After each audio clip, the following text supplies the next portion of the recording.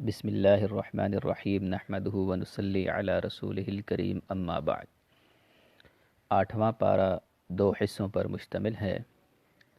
پہلا حصہ سورۃ الانعام آیت نمبر 111 سے لے کر اختتام سورت تک، اور دوسرا حصہ سورۃ الاعراف ابتدا سے لے کر آیت نمبر 87 تک۔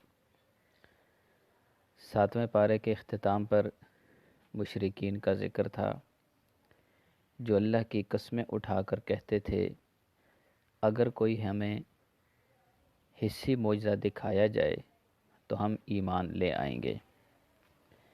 اس پارے کے آغاز میں اللہ تعالیٰ نے بتایا کہ یہ اس قدر ضدی قوم ہے کہ اگر ہم فرشتوں کو ان کی طرف نازل کریں، وَلَوْ أَنَّنَا نَزَّلْنَا إِلَيْهِمُ الْمَلَائِكَةَ وَكَلَّمَهُمُ الْمَوْتَى، اور مردے بھی زندہ ہو کر ان سے باتیں کرنے لگیں، الغرض ان کا ہر مطالبہ پورا کیا جائے تو پھر بھی یہ ایمان نہیں لائیں گے۔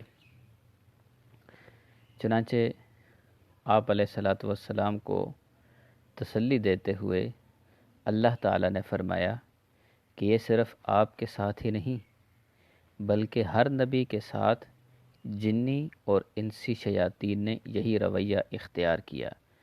وَكَذَلِكَ جَعَلْنَا لِكُلِّ نَبِيٍّ عَدُوًّا شَيَاطِينَ الْإِنسِ وَالْجِنِّ يُوحِي بَعْضُهُمْ إِلَى بَعْضٍ زُخْرُفَ الْقَوْلِ غُرُورًا۔ اس سے ہمیں یہ بات بھی معلوم ہوئی کہ شیاطین صرف جنات میں سے نہیں بلکہ کچھ انسان بھی ایسے ہوتے ہیں جو دیکھنے میں تو انسان لیکن صفات ان میں شیاطین والی ہوتی ہے۔ حضرت مالک بن دینار رحمہ اللہ فرماتے ہیں کہ جنوں کا شیطان اعوذ باللہ پڑھنے سے بھاگ جاتا ہے، لیکن انسان کی شکل میں آنے والا شیطان بھاگنے کے بجائے اور ملمہ سازی شروع کر دیتا ہے۔ ان کی پہچان کثرت سوالات ہے۔ اللہ تعالیٰ نے اس امت کو کثرت سوال سے روکتے ہوئے فرمایا، ام تريدون ان تسألوا رسولکم کما سئل موسیٰ من قبل۔ اس کے بعد آیت نمبر 116 میں فرمایا، وَإِن تُطِعْ أَكْثَرَ مَنْ فِي الْأَرْضِ يُضِلُّوكَ عَنْ سَبِيلِ اللَّهِ إِن يَتَّبِعُونَ إِلَّا الظَّنَّ وَإِنْ هُمْ إِلَّا يَخْرُصُونَ۔ اس آیت کریمہ سے جمہوریت کی نفی ہوتی ہے۔ مسلمانوں کا اجماعی عقیدہ ہے کہ اگر پوری دنیا کے انسان کسی ایسی بات پر متفق ہو جائیں جو قرآن و سنت کے خلاف ہو تو اسے رد کیا جائے گا۔ اسلامی ضابطۂ حیات اور سیاست ملکی میں اہل علم و فہم کی شورا کے فیصلے کو ترجیح دی گئی ہے، کیونکہ الیکشن میں انسانوں کو گنا جاتا ہے، تولا نہیں جاتا۔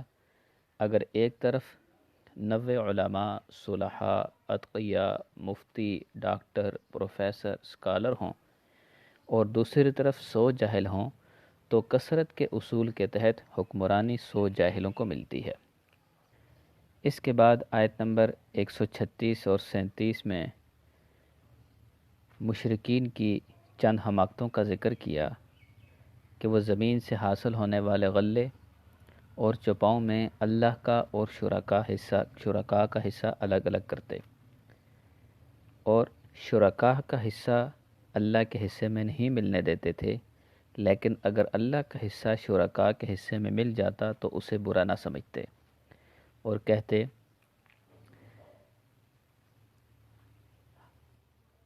ھذا لشرکائنا فقالوا ھذا للہ بزعمہم وھذا لشرکائنا فما کان لشرکائہم فلا یصل الی اللہ وما کان للہ فہو یصل الی شرکائہم ساء ما یحکمون۔ اور اسی طرح 137 نمبر میں بتایا کہ اپنی بیٹیوں کو فقر یا عار کی وجہ سے قتل کرتے تھے۔ اسی طرح انہوں نے کچھ چوپاؤں کو مختلف قسموں میں تقسیم کر رکھا تھا۔ بعض کاہنوں اور مذہبی پیشواؤں کے لیے مخصوص تھے، بعض پر سوار ہونا اور کسی طرح سے فائدہ اٹھانا جائز نہیں سمجھتے تھے، اور بعض کو بتوں کے نام پر ذبح کرتے تھے۔ اور آیت نمبر 139 میں بتایا کہ چوپائے کا بچہ اگر زندہ پیدا ہوتا تو اسے عورتوں کے لیے حرام سمجھتے اور کہتے وقالوا ما فی بطون هذه الانعام خالصۃ لذکورنا ومحرم علی ازواجنا، لیکن وَإِن يَكُن مَيْتَةً فَهُمْ فِيهِ شُرَكَاء، اگر وہ بچہ مردہ پیدا ہوتا تو دونوں کے لیے حلال سمجھتے۔ اس کے بعد اللہ تعالیٰ نے آیت نمبر 141 سے 144 تک اپنی دو نعمتوں کا ذکر فرمایا۔ وَهُوَ الَّذِي أَنشَأَ جَنَّاتٍ مَعْرُوشَاتٍ وَغَيْرَ مَعْرُوشَاتٍ، زمین سے اگنے والی اور دوسری جانوروں کی اقسام، ان کو ذکر کر کے فرمایا کہ حلال اور حرام کا اختیار صرف اللہ کے پاس ہے۔ جو اپنی طرف سے حلال کو حرام قرار دے رہے ہیں وہ اللہ پر جھوٹ باندھتے ہیں اور لوگوں کو گمراہ کرتے ہیں۔ اس کے بعد آیت نمبر 151 سے لے کر 153 تک اللہ تعالیٰ نے 10 ایسی وصیتیں بیان فرمائی جن پر ساری آسمانی شریعتیں متفق ہیں اور تمام ادیان ان پر عمل کی دعوت دیتے ہیں۔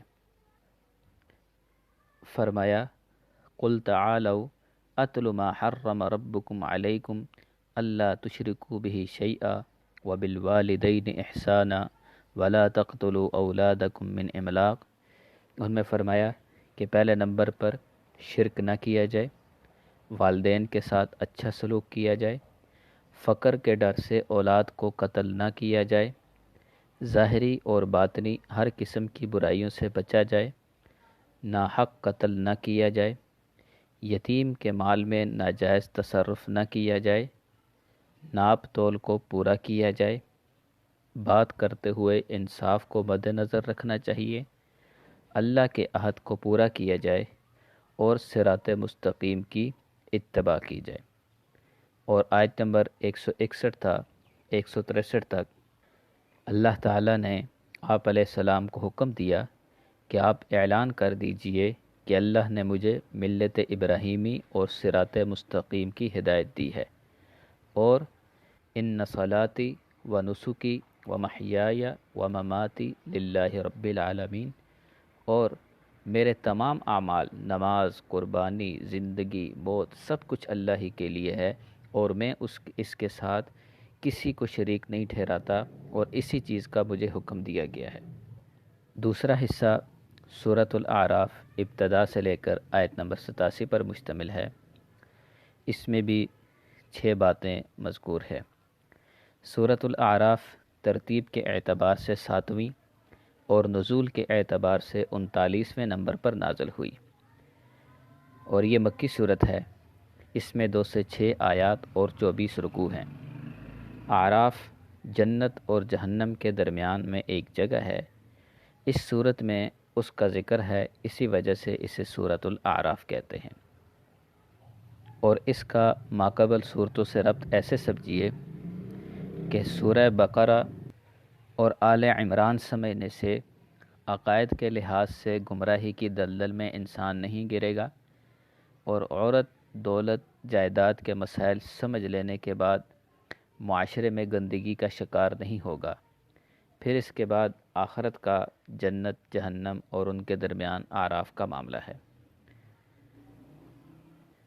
سورت کی ابتدا میں دائمی معجزہ قرآن پاک کا ذکر کیا، اور اللہ تعالیٰ کے انعامات میں سے ایک انعام وَلَقَدْ مَكَّنَّاكُمْ فِي الْأَرْضِ وَجَعَلْنَا لَكُمْ فِيهَا مَعَائِشَ قَلِيلًا مَا تَشْكُرُونَ، انسانوں کو زمین میں ٹھکانہ دیا اور اس میں معیشت کا بندوبست کیا۔ اور پھر فرمایا وَلَقَدْ خَلَقْنَاكُمْ ثُمَّ صَوَّرْنَاكُمْ ثُمَّ قُلْنَا لِلْمَلَائِكَةِ اسْجُدُوا لِآدَمَ فَسَجَدُوا إِلَّا إِبْلِيسَ، کہ سب سے پہلے اپنے ہاتھوں سے انسان کو پیدا کیا، پھر اس میں روح پھونکی، پھر فرشتوں کو انسان کو سجدہ کرنے کا حکم دیا، اور اس طریقے سے انسان کی عظمت اور تکریم ان کے سامنے رکھی اور انسان کو عظمت اور تکریم سے نوازا۔ اس صورت کی ایک خصوصیت یہ ہے کہ اللہ تعالیٰ نے اس صورت میں 4 بار انسانوں کو یا بنی آدم کہہ کر مخاطب کیا ہے۔ چونکہ شیطان نے سجدے سے انکار کیا، جس کی وجہ سے وہ ملعون ٹھہرا، اسی وجہ سے وہ انسان کا ابدی دشمن بن گیا اور آدم علیہ السلام کو بہکا کر جنت سے نکال دیا۔ اسی دشمنی کی طرف اشارہ کرتے ہوئے اللہ تعالیٰ نے انسان کو شیطان کے مکر و فریب سے بچنے کی تلقین کی اور یا بنی آدم کہہ کر مخاطب کیا کہ جیسا آدم علیہ السلام کی دشمنی میں اس شیطان نے انہیں جنت سے نکالا، وہ تمہیں بھی جنت کے راستے سے روکے گا۔ لہٰذا نمبر 26 میں فرمایا یا بنی آدم قد انزلنا علیکم لباسا یواری سوآتکم وریشا، اے بنی آدم ہم نے تمہارے لیے لباس اتارا جو تمہارے ستر کو بھی چھپاتا ہے اور زینت کا باعث بھی ہے۔ اگلی آیت میں فرمایا یا بنی آدم لا یفتننکم الشیطان کما اخرج ابویکم من الجنہ، اے آدم کی اولاد کہیں شیطان تمہیں بہکا نہ دے جیسے تمہارے ماں باپ کو جنت سے نکالا اور ان کے لباس اتروا دیے تاکہ انہیں ان کا ستر دکھاوے۔ آیت نمبر 31 میں فرمایا یا بنی آدم خذوا زینتکم عند کل مسجد، اے اولاد آدم ہر نماز کے وقت اپنی زینت کا لباس لے لو۔ ان تینوں نداؤں میں لباس کا ذکر ہے۔ اسی ضمن میں مشرکین پر رد کیا جن کا شیطان نے لباس اتروا دیا تھا اور وہ ننگے ہو کر بیت اللہ کا طواف کیا کرتے تھے اور کہتے تھے اس طرح اللہ نے ہمیں حکم دیا ہے۔ اللہ نے فرمایا کہ یہ فحاشی ہے اور اللہ فحاشی کا حکم نہیں دیتا۔ قل ان اللہ لا یأمر بالفحشاء۔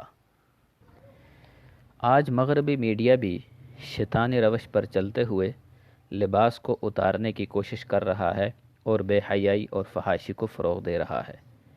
اور چوتھی مرتبہ اللہ تعالیٰ نے آیت نمبر 35 میں فرمایا یا بنی آدم اما یأتینکم رسل منکم، اے بنی آدم تمہارے پاس تم ہی میں سے رسول آئیں گے، لہٰذا ان پیغمبروں کی تم نے اتباع کر دی ہے۔ تیسرے نمبر پر آیت نمبر 42 سے لے کر 51 تک جنتیوں اور جہنمیوں کا آپس میں مکالمہ اور ساتھ ساتھ اصحاب اعراف کا تذکرہ کیا۔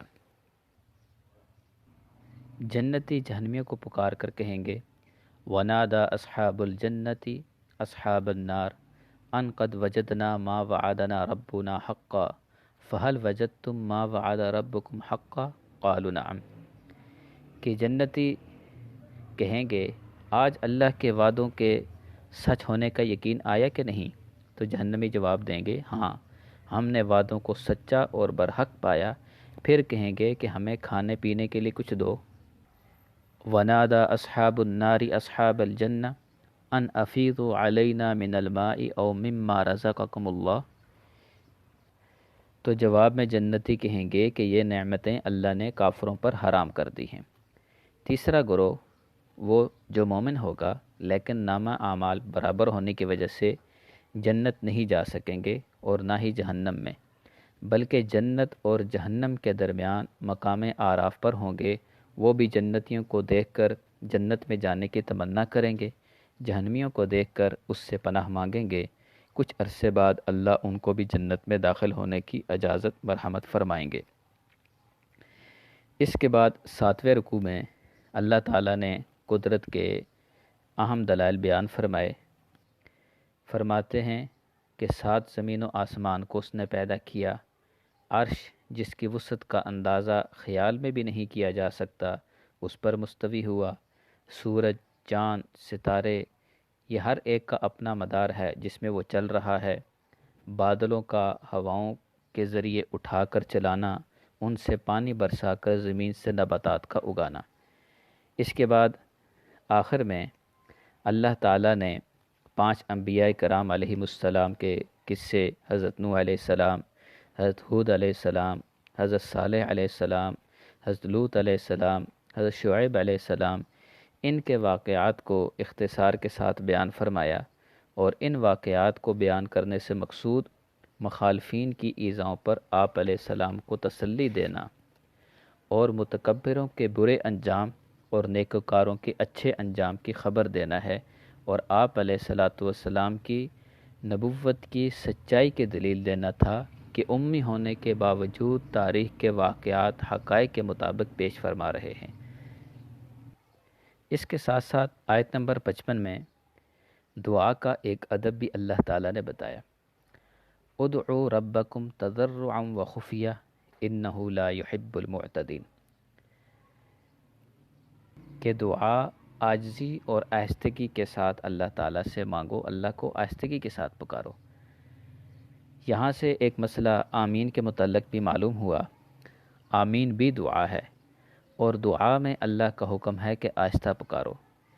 احادیث میں بھی ہے، فلما قرأ غیر المغضوب علیہم ولا الضالین قال آمین خفض بها صوتہ، کہ جب آپ علیہ والسلام نے نماز میں آمین کہی اور اس صورت میں اس وقت ان کی آواز بہت پست رکھی۔ آمین اگر دعا نہ بھی ہو تو پھر ذکر ہے، اور ذکر کے متعلق بھی یہی حکم ہے۔